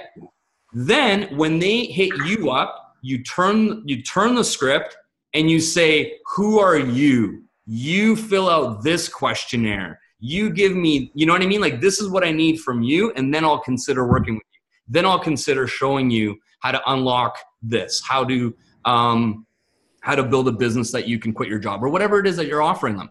But then all of a sudden people go, wait a minute, what? Oh, so I'm selling you on me. You're not selling you to me because I'm already here at the front door waiting for you to let me in. You guys understand this from a conceptual place? That's so much better. And here's the thing. The reason why this hunting philosophy doesn't work online is because if you already know that you get 3 to 5 to 10 to 20 leads a day average, what's the worst that can happen? What's the worst that could happen? That you get 5 more leads tomorrow and try again? But you know what I'm saying? Yeah. So you still want to pick who you want to work with. You don't want to just work with anybody. But when initially people are like, oh, I just got to get somebody, you know? So yeah, I can see why the attitude of becoming the hunter instead of becoming the hunted. Yeah, exactly. Please pick me. Exactly. You're what is happening is in the beginning, naturally, you will pretty much sell to anyone. And that's actually good. Like, that's totally fine. Get on the phone with people. Take when you can get. Like, it's totally all good. But as soon as you get past that initial part of your business where like you are now,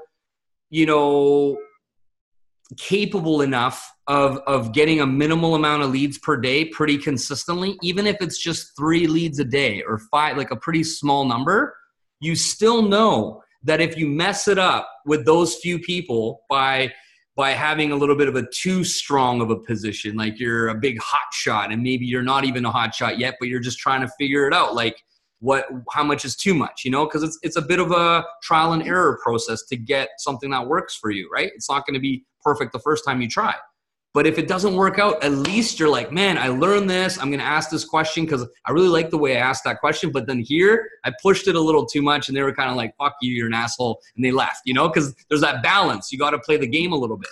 But all of a sudden you find the sweet spot and then you literally start picking your people, But if you have this interview philosophy, this interview process, you can do it like, you can literally say to people, look, I get 25, 30 people a week based on your actual legitimate numbers of how many leads you're getting. Like, I get 25, 30 people a week applying to work with me, but I can't work with that many people. So at Friday, at this time, 5 o'clock Pacific time or wherever you live, I'm going to actually let the people know who I'm going to be choosing to work with. So I'll be in touch if I decide it's you. Wow. And all of a sudden they're like, wait, what? You know what I mean? Like, but think about that. I've been to lots of job interviews and some of them made me want the job so badly. And the reason why is because the whole time their positioning was so strong. They're like, I don't need you. I have so many people to pick from. and we're going to find the perfect candidate. So if you're going to not be on time, you're not going to dress sharp, you're not going to be whatever, like, sorry, there's other people. And I'm like, oh, and I go home and like tell my mom, I'm like, Mom, you don't understand. I want them to pick me. Like, I want this job, right? And then another job that was actually a better job overall, like better pay and better position. They had this really shitty interview process. And I was just like, meh, whatever. Don't really care if I don't get it. All because of positioning. You guys get how powerful this stuff is? And the more successful you become, the more power you have in positioning. The more power you have, right? The more picky you can get. So it's very, very powerful to start practicing early, but I would just take it with a grain of salt and remember what I said. If you're brand new, you're not getting super consistent leads, you're just getting a few here and there, then I would try to close every one of those people. Like I would really, get on the phone, talk about whatever you need to talk to, be fully transparent. Like if they ask you about the comp plan and they seem like a good quality person or whatever, talk about the comp plan. But don't get into the details. Don't be like, oh, you get one person and then you get another person and then you get the money and then all of a sudden everyone's happy. Like, don't try to explain it like that and confuse people. Just be like, this is a really powerful business and the details are explained inside the compensation plan. It's an 8-point system. You can make $40 up to $4,000 per sale, and all the details are going to be explained once you go through the training. Like to that extent, I would mention it, but not in explaining how it actually works. The positioning, that is the key. And once you get very, very clear on your perfect character traits and quality of lead that you're looking for, and you have like a application or something that they need to fill out, or like a quiz that they need to answer some questions, you'll literally just be like, yes, no, yes, no, yes, no. Like there's no emotional connection to choosing. It's just based on your criteria. Simple as that. Cool. Someone says in here, so quit emailing leads when they don't respond. That's a different ball game altogether with the email. I was talking more about like one-on-one messenger type stuff in real time. I think that's what we were talking about when like leads message you and stuff. Emailing is a little different. I think that if you're like growing your list for a long period of time, I don't think you need to stop emailing certain people. I would just every once in a while do some sort of spring cleaning mentality where you let them know, hey, I'm cleaning up my list. If you don't respond to this email, like I'm going to whack you. Like I'm just going to get rid of you. But every once in a while do something like that, because usually people get scared and they're like secretly reading your emails or like secretly watching. And then all of a sudden when you say you're going to get rid of them, they're like, oh no, I don't want to go. Right. You guys ever do that thing on Facebook where you're like, oh, I'm cleaning my friends list, right? It's so annoying when people do that, but they're like, oh, I'm cleaning my friends list. Comment below if you don't want me to whack you. And then, and then there's like 200 people that comment that have never liked or any of your shit ever. And all of a sudden they're commenting like, please don't delete me. And you're like, oh, you're one of them ghosts that is just spying on me. It's so funny. Anyways, that's a little off topic. Any last questions, Curtis? I'm good on my end, man. There was, Balazs, there was a bunch of people that were asking questions about this Bobby, asking if we could know his last name, asking if we're allowed to contact him, asking who he was. Yeah. What I would recommend, Curtis, if you're open to it, is I would probably have Bobby come out on this call like soon, one of your other calls coming up in the next week or two. Yeah. And he'll be happy to come out, do a whole training on like the big picture of it and do a couple people's numerology like in real time in front of everybody. Just to give you that experience. And then for those of you that are already like really keen to know what it's about or have a session with him, I'll put his link for booking into the chat right here. And yeah, Bobby, I've known him literally since when we were kids. He has had all kinds of different jobs and challenges. He had like 25 jobs by the age of 25 or something really wild like that. And then a few years back, he finally got introduced to numerology. And the lady who I first met that I told you about, who did mine, she became like his teacher, like his mentor in numerology.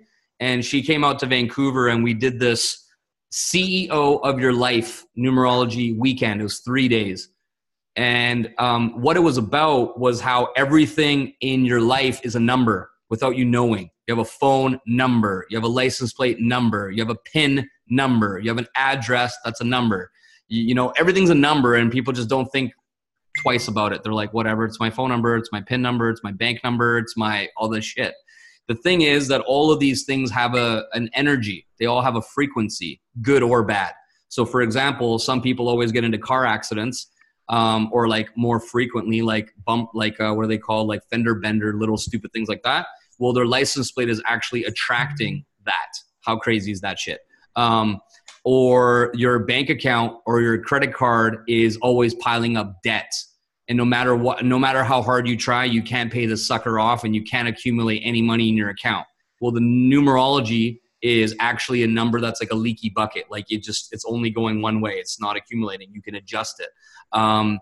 All this stuff. And I was literally like, my jaw was like on the floor and I had to like do the thing from the cartoons, like fucking roll it up into my mouth.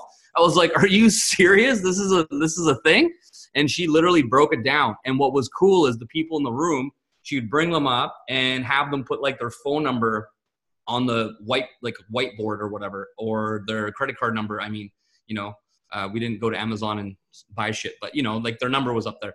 And then she would break it down and explain, be like, this number means this, and like totally break it down. And then that person would be right there. They're like, yeah, like 100%. That's my relationship with that card.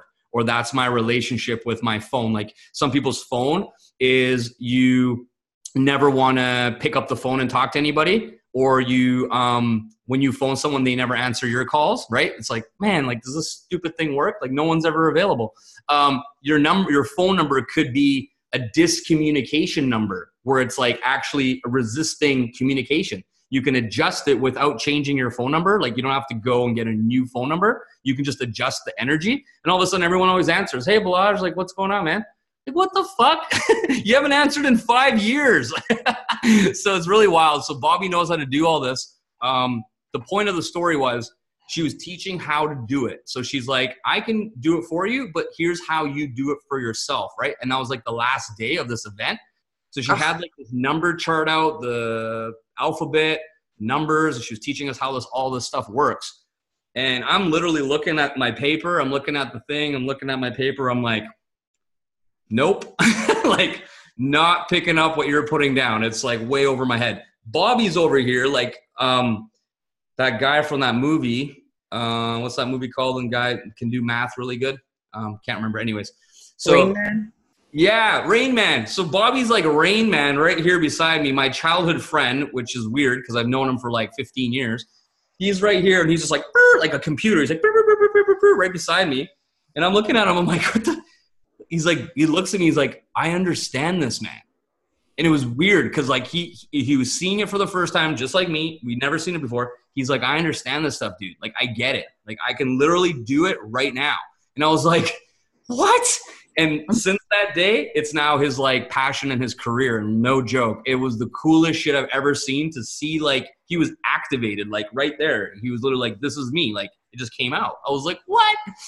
So that's Bobby. And wait till you guys hear him talk about this stuff. He's like, you know, Abraham Hicks, if you guys ever heard of Abraham Hicks, they like kind of like download and like, it's just like not even them talking. It's kind of like, that's what Bobby's like. But he's eloquent. Like he's like a poet with his words. Sometimes he's so poetic. You're like, dude, back up and say that shit in plain English. Cause it was like, it was way too beautiful. Like literally your words are beautiful. Go back and make that shit normal. And he's like, oh yeah, I'll break it down. So if you go read his Facebook post, I'm not even exaggerating. It's too beautifully written. Like it's like poetry. And then you're just like, get lost in the words. You're like, so what were you saying again, bro? Anyway, that's Bobby. He'll be happy to come out and chat with you guys. And then I put his website in there for if you guys want to have a chat with him, just let him know. I was on the call. I talked about his Rain Man skills, and then he'll be pretty stoked that you guys want to chat with him. Awesome. Awesome, man. Well, That was phenomenal. Are we done? It felt like it was been like 15 minutes. Considering we didn't know exactly where this was going to go, you did. I didn't know. That's the crazy thing. I had no idea either. Yeah, no, that was awesome. Like tons of fantastic comments. People are super excited. That was exactly what we needed since our move. And I think you gotta watch this team, man. We're gonna be blowing shit up. I think so too. And the beautiful thing about it, guys, is that everything always happens perfectly. That's the thing that I'll leave you guys with tonight, is even when it seems like, why, you know what I mean? Like when you're in the middle of it, it can sometimes be like, why it's got to be like this, and you're focusing on all the wrong stuff. Everything happens perfectly. So looking back on today, looking back on the day you guys moved over to GAZ a year or 2 or 3 from now, you're going to realize why this all happened. It was a bit of a, how do I put this? It was a bit of like a survival of the fittest type of move, okay? It was a test. Those of you that moved and are still here and still putting in the work and still committed and still figuring it out and still all that, you survived the test. Those of you that aren't here, that quit, that gave up, stayed over there, whatever, it's like deciding to stay on the Titanic as it's going down, you know? That's cool, whatever, you know, whatever floats your boat. But I'm telling you, looking back down the road, for those of you that stuck it through, figured it out, made the adjustments you got to make, started thinking differently, being grateful, having a positive mindset, remembering how blessed you are. Like one of the things that I do that I'll leave you guys with as well is when you do your gratitude in the morning, when you do like 10 things you're grateful for, like the magic, try to never repeat yourself ever. And all of a sudden, because if you don't have this rule, you always kind of say the same stuff, right? Like it makes it so easy on yourself. And don't get me wrong, always be grateful for the obvious things. That's not what I mean. But when you have this rule to not repeat yourself, you start being grateful for all kinds of shit. Like not shit in a negative way, but shit in general. Like, you know, for example, I got this thing on my table right now, okay? This is a little piece of metal that hooks into my MacBook Pro that allows me to have the old USB and SD card or reader or whatever stuff, okay? This thing was like $20. If I didn't have this rule that I can't repeat myself, I probably would never be grateful for this specific piece of thing ever, because I just have so many other things to be grateful for that this would just sit here. But because I have this rule, everything in my life, everything in my house, everything in my reality, at some point, I would just look at it and be like, I'm super grateful. Like, I'm grateful that I have hardwood floors in my house because I don't walk around in the dirt. You know what I mean? Like, I'm grateful for the lights. I'm grateful for the paint. Like, everything right here, there's literally 1,000 things just in my office right here that I could be grateful for. Mm-hmm. And then how are you going to go back to your life and bitch and moan and complain about anything when you have that many things, you know? My mentor, Darren Jacklin, he's in Africa right now in Liberia. And he literally went to a restaurant at the hotel that he's staying at. He bought like 50 extra entrees, like chicken strips and fries and salad and burgers and sandwiches and whatever. And he took it to this, I think it's a school or an orphanage. I can't remember, one of the two nearby. And these kids haven't eaten in days, okay? Oh. And he filmed a video, and these kids are sitting in a big circle, calm, not freaking out, patient. Like they would get like a food in a little plate that they were all splitting it and sharing it equally. They would get the food and pass it on, okay? Days of hunger, like, can you imagine? And in this place where they don't have shoes. They were going up to Darren and they were playing with his shoes and being like, what's that? What is that? What is that thing? Why is it on your feet? They don't have shoes. So I'm just saying, like, when you have that and then you realize all the stuff that we have, right? Even though we may not be wealthy and rich and successful yet compared to where we want to be, is like your worst day ever in your life is their dream. And that has helped me through so much negative stuff in my life, because I'm like, if I can remember the worst fucking day ever in my life, there's like 3 billion people on the planet who would trade me like this. Mm-hmm. That's a reality check if you've ever had one. Like, not you, but me. Like, I'm like, whoa, you know? So if you come from that place, you'll very quickly realize how good you have it, how blessed you are. And it's your duty and your responsibility to be a millionaire in this Enagic company. You know why? Because you're going to help thousands of people in the process. And then when you have that much money, guess what you can do with it? You can go on trips like Darren. You can go buy food. You can start schools. You can do whatever you want. I'm not telling you what to do, but when you have more than enough, there's only one thing to do with it, is give it to others that have less. You know what I mean? But until you get there, you can't help other people. So if you're not going to do it for you and you're not going to do it for your family, then do it for, humanity, because you have a duty and responsibility to do that. And that's why this is called Global Prosperity Movement. That's why I call it that, because I know right now we're focusing on the part of the movement that helps a lot of people break free, that helps a lot of people make money. But the second stage, after we've helped enough people here, the second stage is combining all of our money and doing good with it. And that's coming soon with the foundation and stuff I'm working on right now. So just to give you an idea, is like, first we need to get enough people good. And then together, imagine we had a campaign where everybody in the community just put in $100, just $100 each. And that money got pooled together and we went and did good with that money. Just imagine what that could do. Just $100 each. That's like a night on the town, not even for us. Like, it's nothing, right? It's a small amount of money. $100 each, boom. And we did that every 90 days or something like that. How cool would that be? That's coming soon. So have this mindset. Understand you're part of something bigger. There's a girl inside of the Freedom Team in Australia. She's a psychic. And I met her in Bali. And she told me, she goes, Balazs, I can see into the future. I know it sounds like hocus pocus, but I really can. And this community, people in Enagic, not just our team, but people in Enagic all over the world who are promoting this product, we're part of raising the consciousness of people. Because she says, and I've actually verified this now with some doctors, when you drink Kangen water 9.5, you're decalcifying the pineal gland in your brain. I don't know if you guys know much about the pineal gland, but your pineal gland is like your spiritual connection, okay? So you're decalcifying your pineal gland, which means that people are opening up to gratitude more, that never used to do gratitude before they joined something like this. They're opening up to spirituality and personal growth and these types of things. It's all because we're unlocking them with the water they're drinking, not realizing that that's what's happening inside their physiology.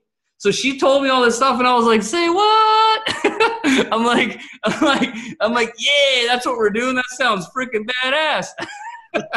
So anyway, so we're part of all this, guys. It's much, much bigger and greater than ourselves. It's when we get stuck, like Tony Robbins says this, he says, the only time a human being suffers is when they make it about themselves. It's the me show. If you're having a tough day, I promise you it's because you're making it all about you. The second you spin that around and you help somebody in need, in your worst day, no money, broke, suffering, hungry, whatever you want to call it, you turn around and help somebody, the suffering is eliminated immediately. And that's really what we're doing here, guys. So come from that place when you do your ads. Be super grateful before you log onto your computer. Like if you had a rough day at work, don't log onto your computer, try to do your business. That energy is just going to kill your business. You gotta get centered, meditate, be grateful, count your blessings, then log in with that positive energy that you have the ability to turn your computer on and change someone's life. Isn't that much different than going on and be like, oh, fuck my boss and a stupid dick and let me try to make some money now online. Like, that's not the same thing as like, wow, I have this phone that is more powerful than what man used to go to the moon in my hand, and I can log on here and see people somewhere in the world and I can change their life right now. What? It's a very different energy. So do that, guys. I believe in you. I'm here for you. I think what you guys are doing is amazing. Curtis is amazing. I've got to know him pretty good over the last few months. I'd love to get to know most of you, or all of you for that matter, more as well. So if I can help with anything, let me know. You're welcome to be in the GPM groups and leverage all those resources as well as GAZ and all that good stuff. And I can't wait to see what happens next. So race to 682 and beyond and change a bunch of lives, guys. So thanks for having me. I know this was a couple minutes over time, but hope it wasn't a waste of time for you. Not at all. That's awesome. Awesome. Thanks, man. We really appreciate you coming over and doing this mastermind with us. We learned a lot. I'm sure everybody's going to really take that home and, watch the replay a couple times. I know I'm going to watch it again. So perfect. And I can't wait to hear about your guys's experience with Bobby when he comes on the call, and also your one-on-one stuff. So please share that with me. I love hearing the like you know that emoji on your phone with a that's gonna be you. so good night. I gotta run. Thanks again, and we'll see you guys again real soon. Thanks, Balazs. Thanks, Balazs. Cheers. Bye-bye. That was cool. Awesome, guys. Wow. Wow, I'll be the wow, guinea pig. wow. Holy shit. If we don't see some major results, you people did not listen, watch the replay. I am watching this again, but shit is changing on the Freedom Hustler team. I am not even, that is minuscule. So whoever's with me, let me know, man. I say we get this shit done. Like, we got everything we need to be super successful. Yep. And he just helped us with our mind, because that was the one roadblock for every single one of us. And if you don't see that, get out of that frame and take a little look. Yep. All right, guys. So do some homework, take some notes. If you didn't take notes then, I'll have this mastermind on hopefully tonight, depending on how long it uploads for. Okay. Thanks, Curtis, for getting Balazs. Yes. Woo-hoo. And can Bobby's you look into getting Bobby for us too? Yeah, I'll be working on that too. Thanks, buddy. I'm always working on getting other people. I got Julian coming on here soon. So. Oh, awesome. Yeah. So. And we're working on some good stuff for next Tuesday, right, Curtis? Yes, we are. All right. Awesome. All right, everybody. Have a great night, everybody. Have a good night, everybody. We love y'all. Keep on hustling. Good Have a night. good one. Take care, bud.